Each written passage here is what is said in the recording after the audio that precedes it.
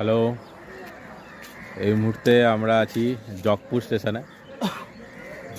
এখানে একটা খেলা রয়েছে, তো এই কারণে এসেছি আমি, আর আমার সঙ্গে আছে সৌভিক।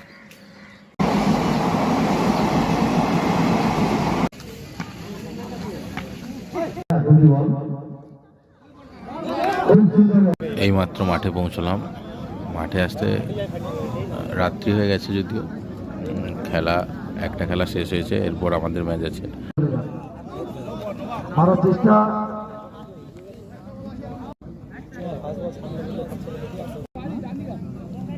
সেই স্টুডেন্টরা মাঠে প্রবেশ করেছে।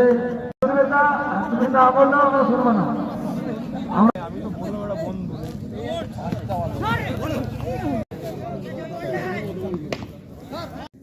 এখন বাজে ভোর 5:25।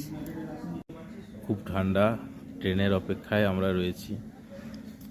বাড়ি ফিরতে হবে। এই যে আমাদের ট্রেন এলো, এবার রওনা দেবো।